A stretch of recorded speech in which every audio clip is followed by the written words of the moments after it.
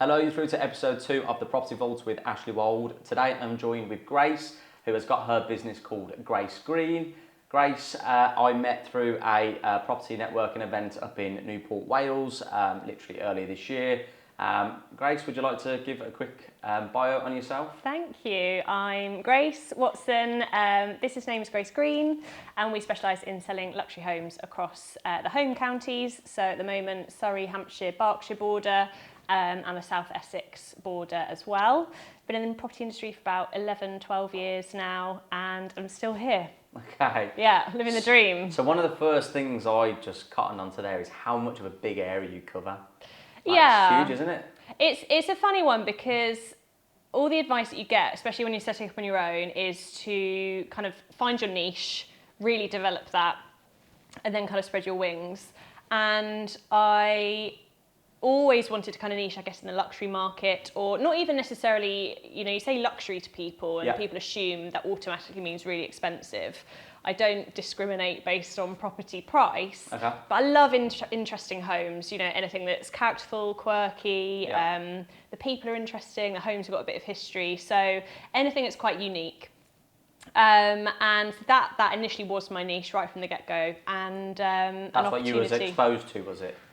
As when I was kind of designing, what I wanted my business operation to look like and the kind of homes, I guess, that I wanted to work with and the people I wanted to work with.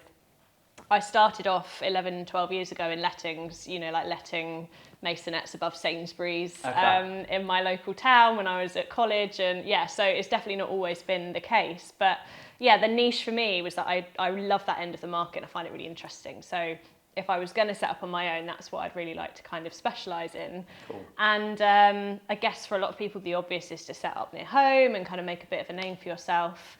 But a contact of mine lives in Essex, and we had a few too many drinks one night, as I'm sure lots of agents can relate to.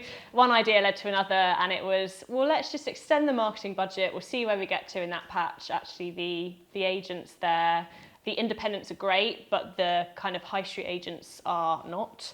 So there's definitely, things that can be done, and it was a great market to kind of stick my teeth into. And one listing led to 3 to 5, and all in that local. In Essex, and then meanwhile I was still kind of building stuff near a home. So it's exciting now in the respect that we've got some great traction in both areas, and I'm at the point where I can think about hiring someone and sort of expanding the team to enable us to nail both. But logistically, I probably wouldn't recommend it to most people when they're starting out and they're being spread. Yeah. Is that what you mean? The M25 is, we're firm friends. I've had a fair few dart charges, forgotten parking tickets, all that jazz. So logistically not the best, but it's good.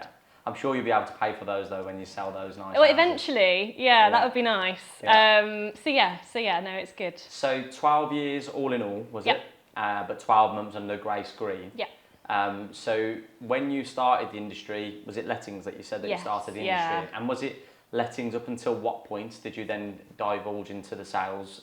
I didn't spend too long in lettings, I'll be honest. I'm quite an impatient person in as much as the pace of lettings I enjoyed, it was kind of quick, etc. But I also really love building relationships with people, and you don't get that so much in lettings. Maybe my age as well, as becoming really attached to all these tenants and, really egging them on to find things that they loved. A lot of the time you're disappointing people because of the volume of tenants and ratios and one thing and another. And the opportunity, the business that I was working for at the time was quite a big high street, well, they are now a big high street brand. Back then they were still quite independent. And they were opening a new office and wondered if I would move over into the sales team and kind of go and open that office with some other colleagues there. So that's what I did. And I've not gone back to letting since then.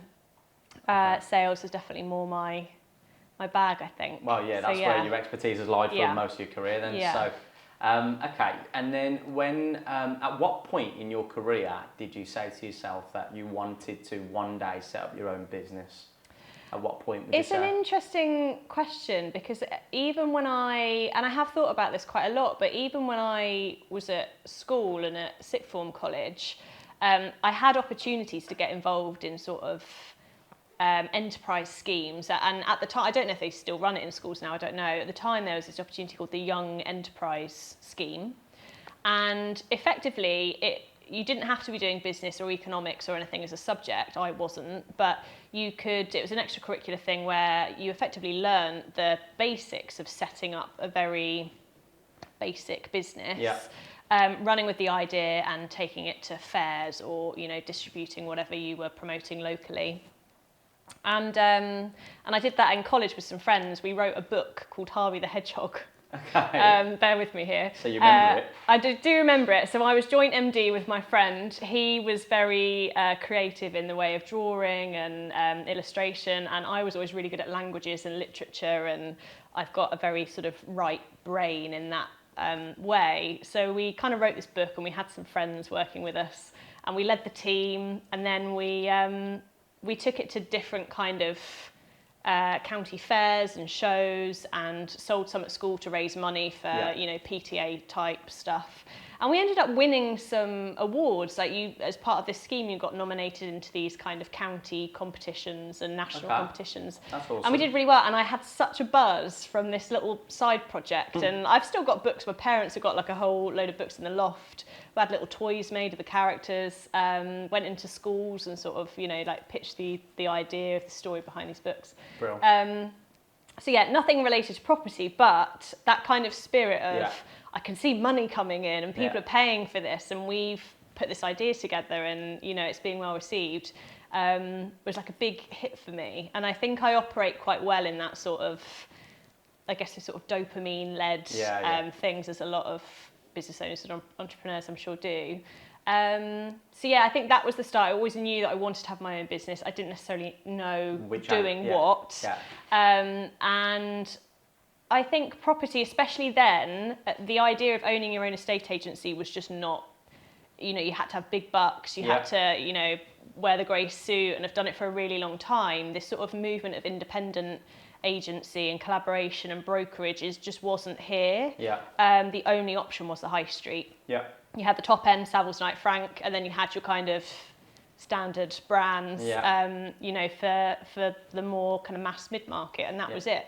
So yeah, I guess over the course of my career in property, that's become much more of an option, and the sort of the movement away of it being a really male-dominated, you must wear, we had a dress code back then. The men could wear blue, white and pink shirts, certain ties. Yeah. They couldn't have a beard. Who did you used to work for? I worked for a company called Romans, who in the last, I think it was maybe 7 years ago, merged with Leaders, who are obviously a national high street brand. And since then they've grown and grown. So when I was there was maybe sort of 8-9 offices, and I don't know how many there are now, but easily double that, I guess. Yeah. But again, back then there were no female sales managers. All the women worked in lettings. Most of the men, worked in sales. Mental. We had dress codes. It was just, every time the kind of guy at the top was coming to do a little office check, we'd have the Hoover out, we'd be polishing all the window displays. And I look back at that now with my time quite fondly. It was quite stressful also at times, and it's maybe a subject we'll talk about in terms of KPIs and the way that corporates work versus a lot of us independents choose to work now. Yeah. But it was a great place to learn, and it was good to sort of learn that structure and how to focus your mind. I think for sure, if a lot of independent agents, whether they're set up completely independent or with a self-employed model like myself, having that background of whether it's completely corporate or not, having that background of a busy branch, but especially one that is quite regiment in the sense of appearance, never mind KPIs, it does give you the opportunity, I guess, to tailor your business in ways that you genuinely want to do it, but equally are still very professional. Yeah. Because I think, I'll be honest, I see there's a lot of property sources out there these days. There's a lot of, and I have nothing against young individuals wanting to do something. I think it's almost looking a little bit fashionable, a little bit online. Yeah. But I do see a lot of young individuals trying to be somewhat property deal sourcers, which I don't know massive amounts about. but they're wearing tracksuits, and I'm just like, you know, it's nothing to do with estate agents, but it is also handling property affairs, so to speak, on a buyer's end. But obviously, like I say, having that background you and I kind of share there, it helps you build a business, but in a light where you can find the middle. I think it anchors you, because like you just said, we're living in this really strange time at the moment where anyone can do anything. And I've got a cousin who's maybe 10 years older than me, and his daughter is, I don't know, let's say 10 years younger than me. And I hadn't seen him for years and years, bumped into him at a family thing about a year ago, and I said, oh, you know, how's so-and-so getting on? He was like, yeah. I said, what does she want to do? She wants to be an influencer. And I'm like, how what does that mean? Like, influencing what? Marketing what? And I think teenagers now are growing up with everything being so accessible that they can, you know, you might see Selling Sunset, for example, think, oh my God, that looks great. I'm going to give that a go. That looks really cool. Merge that concept with, you know, everyone having a phone and a camera and, you know, being able to shoot content. It's a really interesting time. And I think the nice thing about maybe our age and how we've been able to set up is, as you said, we've got the anchoring of we've done it the traditional way. There are aspects of that are still really useful and are really great practices, but ultimately there's still a lot of that that's just outdated, and we can still pull on the newer times of social media and marketing and exposure and building a personal brand, as you need to do with everything now. And it's a nice hybrid, isn't it? 100%. It is always about the individual. And to be fair, one of the sayings that I've heard for years, but truly came recognisable to myself, probably only about 2 years into me having the business, or maybe 2.5 years in, was actually people do genuinely buy from people. Like, even I didn't realise after having like my business for 2 years that saying was true, but it really is true. Like, the reason that somebody was working with me when I was employed and it was a different name above the door was because of me. The reason they were buying several apartments for investment purposes was because of me and that relationship. So you're totally right there. So so this is your business, but you've got a partner in this neck of the woods, Essex. Yes. Okay, fine. Silent partner, or do they have much involvement within your business? Silent partner, so not involved in an operational sort of way. I mean, it's like we bounce ideas off of each other, and obviously he lives in one of our patches, so has, I guess, got more day-to-day insight as to who's coming and going and what's going on there. But yeah, running the business day-to-day is me. Okay. So even though silent partner, I'm pretty sure though, if he was having a conversation with somebody and they said they were looking to sell the house, I should hope so. Yeah. It will be a case of Grace Green. Yeah, there's a big problem if not. But, yeah, absolutely. No, without a doubt, it's nice to have a little advocate for sure. So where did Grace Green come from, the surname Green? Well, if it is a surname, because it sounds like it. Well, it's an interesting one. Again, so it's my mum's surname. Okay. So my parents were together for a long time, not married, but it's my mum's surname. And I'd wanted to set up on my own, I would say probably now for about 3-4 years. In my last role, this is my laser focus. You know, like I really want to do this, kind of building up the confidence and the strength to just go, courage to just go for it. And I've been playing around with ideas and names, and I do come from a marketing background. I love, and I said earlier, like even when I was at school and college, linguistics and literature and stuff was always my thing. And I really like alliterative names, so names that start with the same sound or letters phonetically. I would struggle massively with that. And I think they just... I don't know, it rolled off the tongue, and it's funny because my mum was like, I would never have called you Grace if your surname was going to be Green. So I think she was a bit surprised at first, but I kind of wanted some family tie, I guess. And hopefully, I guess the dream is that it works well enough that it's not, someone else can pick up the phone and announce that name and they're not expecting to speak to Grace. So that... Honestly, I think it sounds... I think it perfectly matches the identity of your brand as well, if I'm honest. Like, for me, it's like, I thought that was your name, as we said earlier. I thought that was your first name and surname. But it just flows, and I think, like, you know, my estate agency, obviously being part of EXP, you have to call it like when you join anyway, before having a team, it was it had to be your name, powered by EXP. So I had no choice in the matter. And actually, that was one of the things I thought about not joining EXP for, was because I thought, what a terrible name for an estate agent. But actually, I quickly learned that the brand is you, and that is your identity. But so even though you've not got your actual surname on there, Grace Green it sounds like a very normal name, but it flows quite well for an estate agency, especially in kind of the luxury end market which you're dealing with. Yeah, thank you. So yes, and to be fair, as I said to you yesterday, I was on your website and I was having a look, and I was actually really impressed on how classy it was. Say that like as in a way like I didn't expect it to be, but genuinely like. But when you then went on to tell me that you'd done and created and designed it yourself, I was like mind blown. But then that kind of links back, I guess, to going back to what you were telling us earlier about you and the book and the school project. Like you are very creative.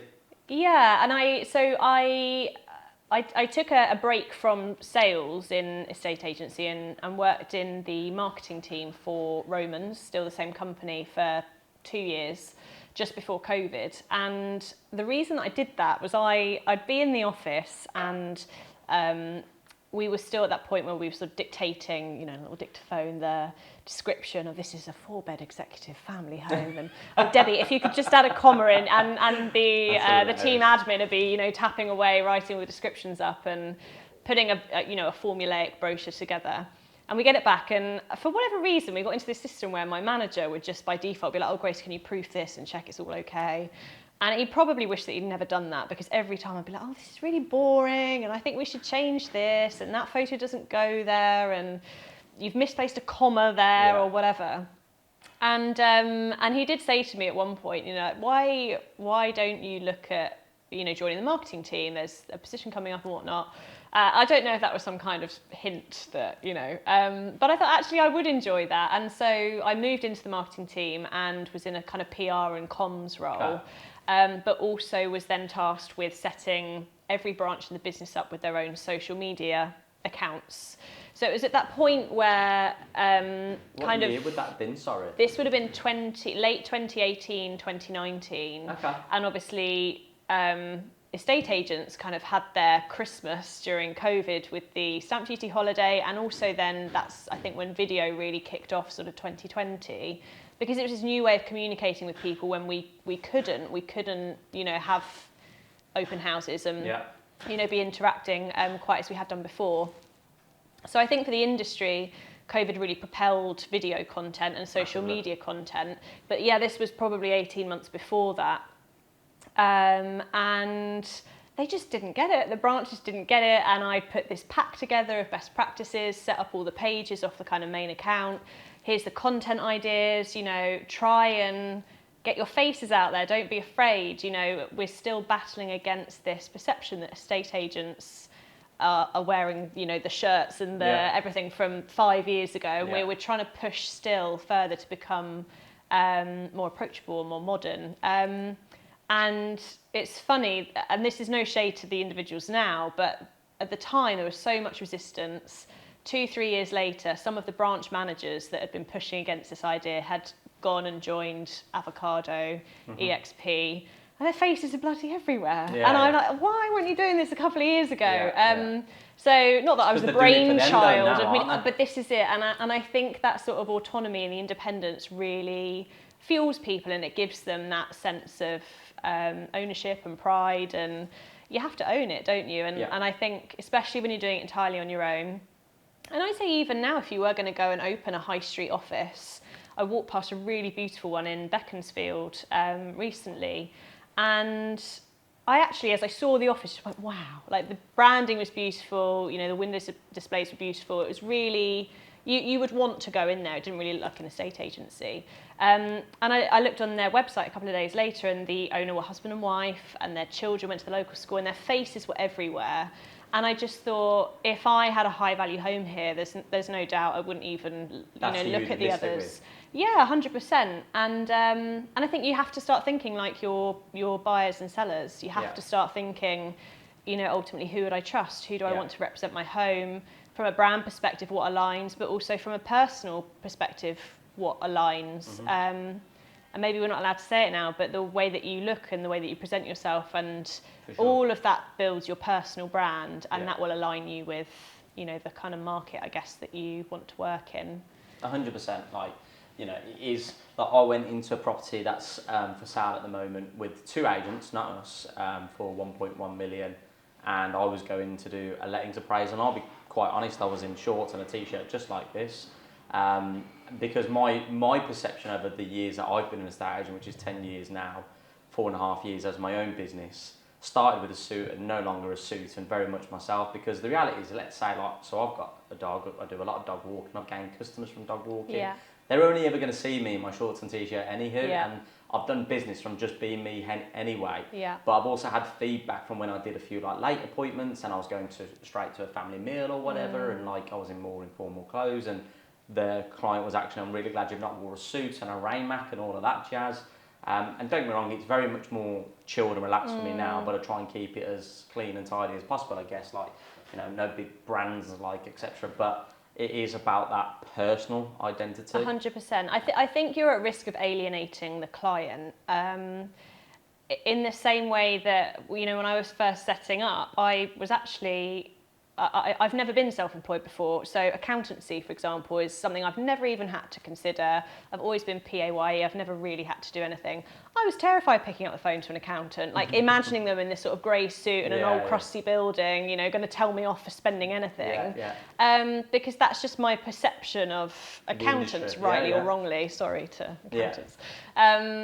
And I think it's the same with property. When you're inviting someone into your really personal space, they're going to be there. You know, I'm going to be in your home when you're not here.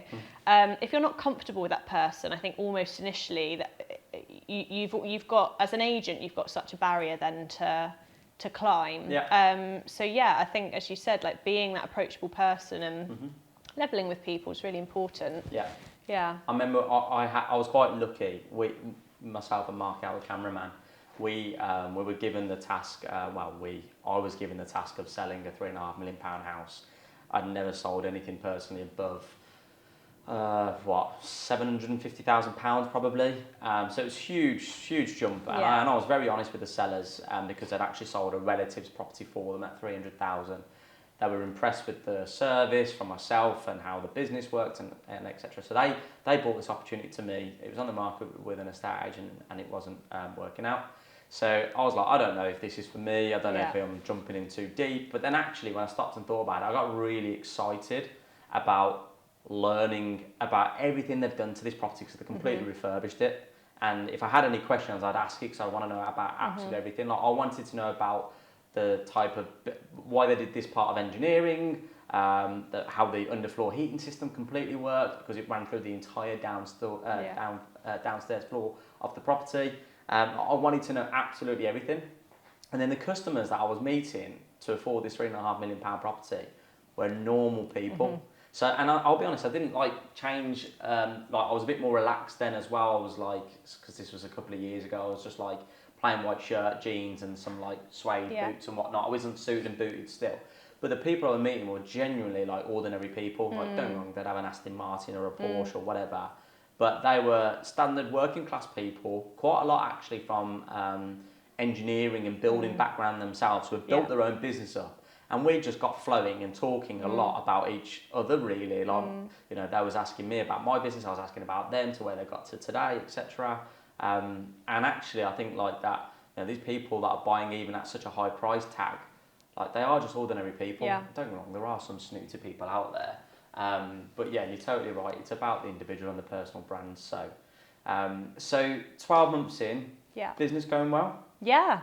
Sounds we were just chatting outside, you know, the market generally, people will report different things, different agents will report their different narratives. It's been a less challenging year than last year. But yeah, it's, you know, the marketplace, the economy's still got its challenges, and as lovely as it is working in the upper end of the market, naturally there's more caution, there's more money involved, people's lifestyles are, you know, spread quite vastly.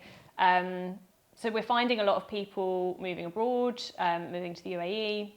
Yeah. I have conversations. If I hear the word Dubai, every single, I would be a millionaire. At the minute, it's just the kind of the place to be and the places that people are exploring. So I think there's a bit of a shift going on, but we're still busy. We've got some great homes coming up in sort of back end of the summer into early autumn, which I think will be a really nice little boost. And just excited to get going with that. So I don't really so much deal with the high-end stock. If it was given to me, I'd certainly take it, no problem. So in terms of would you say there is a lot more preparation and it takes longer to list a property like that than your bread and butter £200,000 property, for example? I would say so. And it doesn't have to be. And I think this is where agents come unstuck. So you've got some high street agents who don't define the value of homes. They don't have a niche. They will sell anything. But what happens is they'll list a £2 million home the same week they list a £200,000 home, for example. Their strategy isn't any different for selling either home. And I would argue that fundamentally is the problem. Some high street agents now will have a kind of extended brand, so such and such collection, prestige, whatever adjective you want to add. And that works quite well because they'll then have maybe a dedicated team member that specialises in managing that end. But I think now it is much more difficult than it was to sell homes quickly, especially at the higher end of the market. And as I keep referring to COVID, but I think that period was integral in the market still today because the prices were so inflated because we had so much demand. I've got a couple of clients at the moment who bought during that period and are now trying to sell and managing their expectations in terms of actually it's not the news that you want to hear, but you're going to have made a considerable loss here. It's a difficult conversation to have, but in order to maximise what they can get, there has to be a clear strategy. You have to work out who's most likely to buy this house. How do we tailor the marketing to that particular type of buyer? There's no point trying to cast a massively wide net for really unique or individual properties because from an ego point of view, you can turn around and say, oh, well, actually, the Rightmove clicks are great and XYZ is great, but that's not converting. So it's not landing with the people it needs to. And that's where you need to get really specific. And additional channels can work really well. LinkedIn, you might choose to enter certain homes into a particular magazine or advertise them at a local health club where the majority of people at David Lloyd in Chelsea, for example, are going to have pretty deep pockets. If they walk past some really spectacular marketing on a digital billboard, every day for a week when they're going to their paddle lesson, they're going to remember, they're going to notice. The brand is, so you have to start thinking about those kind of things. And it's less about hoping the clients will find the house and actually going out and presenting it in front of them. For sure. So I would say it definitely requires more strategy, and that's where a lot of agents will fall down. Still go out to a lot of homes that have been on the market for a year, let's say, and the marketing's okay, there's nothing wrong with it, but it could be better and it should be better. There's no video marketing. Still see a lot of houses with no floor plan, 5,000 square foot house with no floor plan, no brochure, digital or otherwise, no kind of social media campaign. And the vendor just doesn't know what the agent's been doing. So it has ultimately just gone on the portals, maybe on the website, and the odd social media post, and that's sort of it. Just waiting for the phone to ring, basically. Yeah, I think like you just said there, to be fair, especially when you deal with high-end stock, my own personal interpretation, Shelby, is that there's going to be people out there with deep pockets, like you say, walking every day to and from their gym, that can quite comfortably afford this property, and they might go, oh, well, actually, we spend a lot of time, half an hour away from there. Most months we go, maybe we should just buy that house, because we can afford it. So it is a case of maybe that billboard might be that suggestion. And don't get me wrong, depending on, obviously, you've got some big estate agents out there that, again, have deep pockets, and you've got yourself effectively and your silent business partner where, there is a marketing budget, but equally, because you're still in the early days, you probably are going to want to limit. I can only imagine how much you are spending, depending on the client, the house, and the value and the fee, because it's got to be worth it for you guys. So in terms of your stock your stock pricing, will you take on a 500 grand listing?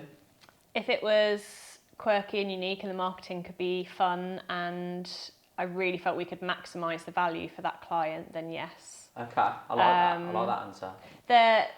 The interesting thing that's come to me recently, though, now I guess we are a year in, is I have just taken on a £1 million house, which at the minute is my lowest value.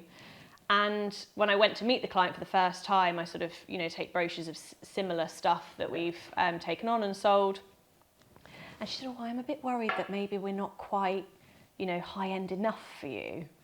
And she said, what do you base your sort of principles on? Is it saleability? And I said, well, obviously that plays a part. But this is a unique home. You've built it. Yeah. It's on a huge plot. You've got permitted development. People can more or less do what they like. It's in a really desirable area. So it was interesting feedback for me, because equally you kind of grow up not wanting or being taught not to pigeonhole yourself. Yeah. But equally by niching in something, that's exactly what you're doing. I think sometimes you have to really stick firm to that. In the same way, when I first started, very kindly, friends, people in my local community were trying to support me. Going, oh, I've got a friend whose cousins, whose husband, they're getting divorced, and they've been trying to sell for ages. I'm sure they'd give you a go. And you say, oh, right, okay, thanks very much. And they'd send me the listing. Without sounding awful, I had to say no. Lovely house, but it just didn't fit what I was wanting to build. And in the first 6 months were really hard. Yeah, I can imagine. Turning around and saying no to things that you think, right, okay, with my logical hat on, it probably would sell and it is in a desirable place, but is it fitting the brand that I want to build? No.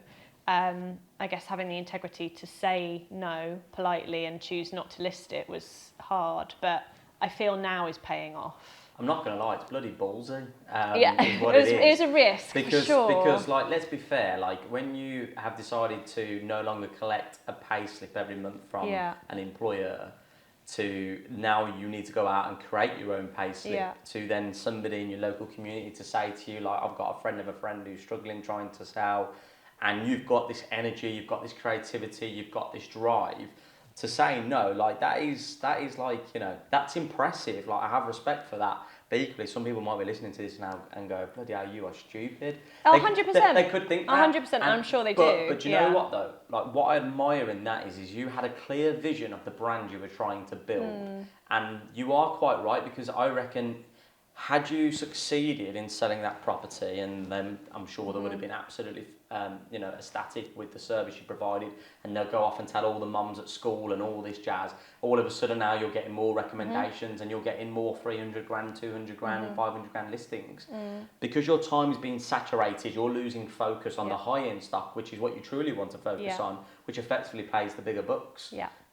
So you have to have such a strong mindset to say no in the first instance, even when you are, don't want to use the word desperate, but I felt desperate, and I'm sure a lot of people did, in terms of desperate, where's that next paycheck coming from? And that's what I mean when I say I admire that you did that and said no, because it would have been the easiest thing saying yes to help. Christmas would have been much more fun, and I think, without getting the tiny violin out, we're still in a very fortunate position. If you're thinking about starting a business, even if you need to borrow money, or you've got investment, or you've sold a property, wherever the source is coming from, if you have access to some means to do that, you're in a really fortunate position. So it's not a kind of pity story, but I think this is the thing we touched on earlier, sort of the glamorization of, I'll just try doing, estate agency or real estate, as we're now calling it, and it's really glamorous. It is and it isn't, and having, you just rightly said, having left a really well-paid job where I had a really lovely company car, and I could go on holiday 3 times a year, and I could pay my mortgage and not even bat an eye, that all that sort of thing. To at Christmas time be like, right, everyone's getting one present. Let's just have a nice day. It's hard when you're. Make you feel a bit shit. You want to kind of give and provide. But it's definitely, like you just said, it's it's being focused on the bigger picture and the longer term.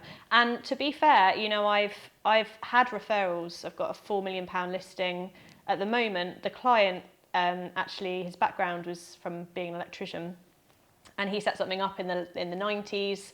Early noughties, got a couple of contracts in central London as they were starting to build up. One contract turned into two. Massive empire all of a sudden. He's done really well for himself. And he's a lovely, lovely guy. Really, really lovely. Down to earth. Yeah, just normal people, like you said. Recommended me to a developer. So now I'm selling some properties on behalf of, you know, for him. Amazing. So it still works. But like you said, if I'd have focused on getting money in quickly, I would have lost sight, For sure. And that's the thing. So that is what I admire. Like, you had a clear, strong vision of the business that you wanted to build, and now, like you say, this year it's getting better for you and better. And would you say you're at this point now? Obviously, we're in 1st of August 2025. Would you say you're at a point now where things are becoming far more easier for you in terms of earnings, or would you say you've still got quite a bit to go? There's still a way to go. You know, we've completed on a few. We've got some in the pipeline. We've got some great listings coming up, and our stock level's good. Right. So we're kind of at that point where getting a few more under offer and building that pipeline will feel amazing. Yeah.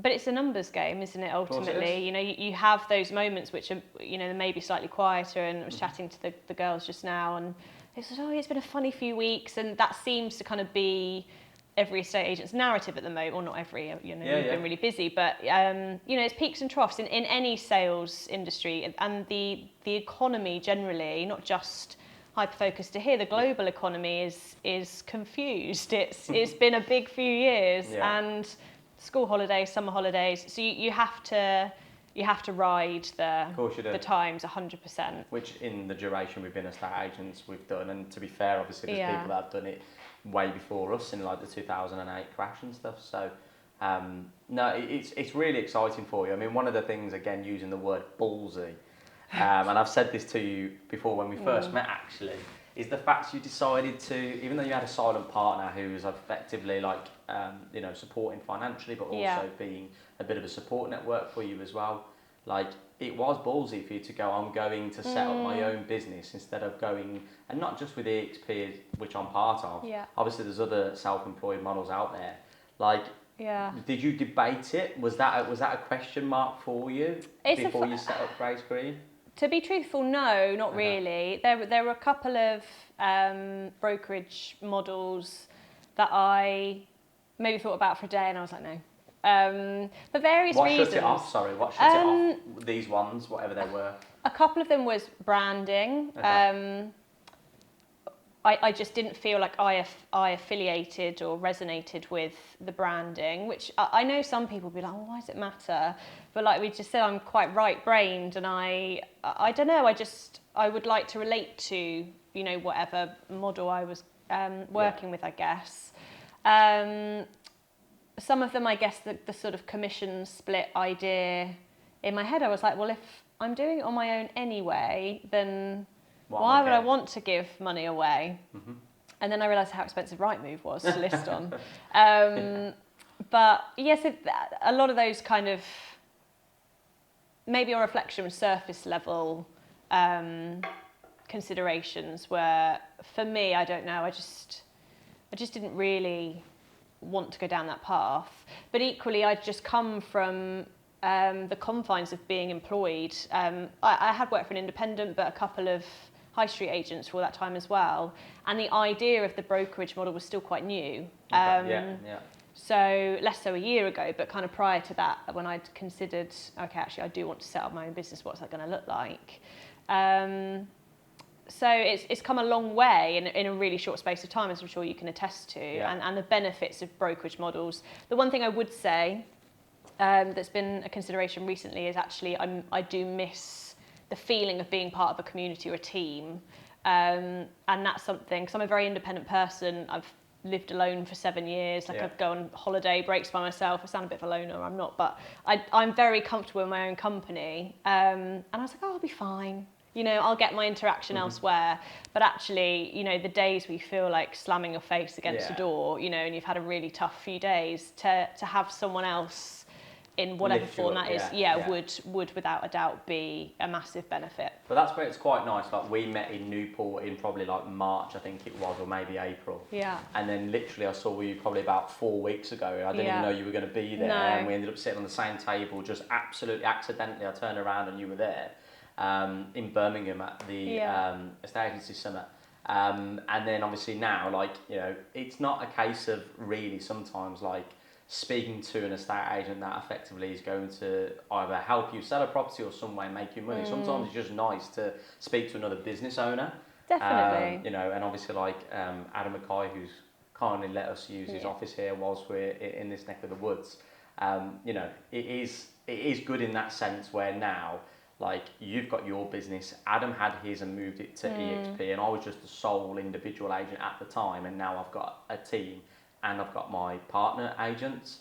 So, but it is all about the word that you used earlier, collaboration as well. There might be some high-end clients one day that I come across and they want to spend some money down here. Who knows? I think this is the thing, like the concept of it isn't new in terms of collaboration. And years ago when I was working in a high street agent, we had the property, it was like a RAN, I think it was called, the Relocation Agent Network. Okay. And the idea of that is that you'd have another trusted high street agent in Norfolk. We had a printout, a folder of all the sort of affiliated estate agents that we could ring if we came across someone that was moving out of patch. So the idea isn't necessarily novel, but then it felt really formal, and you had to ring a landline and introduce yourself and explain everything. Whereas now, social media makes that easier. Seeing each other's faces online makes it easier, and it makes people more approachable. But I've just come from an open house, and everyone there was an independent agent, apart from one who'd come from a high street agent. She was welcomed in with open arms, and we're all there, networking, because ultimately, if one of us can introduce a buyer for that other agent, yes, there is a referral fee, but equally it works in that client's best interest. They don't care. They don't care where the buyer comes from. House sold, don't they? Yeah, and so it's so nice now to be in that position where I know if I had someone wanting to buy in your neck of the woods, I could just pick up the phone, have a chat. It feels much less formal, and like everyone wants to work together.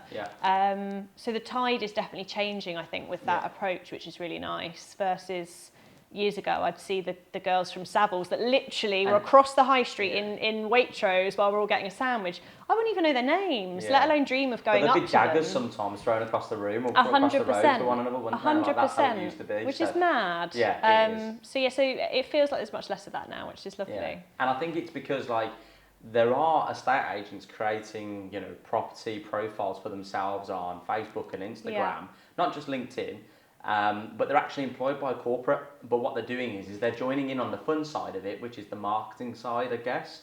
And actually that's showing myself, and I'm sure many others, they do enjoy the job, they are passionate about it, and maybe one day they might be that individual that says, I've really enjoyed my job, but I want to go and do it for myself now because I want to do it exactly my way and I want to earn more money, and I've got this complete vision of where I want to go and the houses I want to market and how I'm going to market them, a bit like you. But it's been really easy for you and I to just see each other on 2 occasions and then follow each other on Instagram, and here we are today.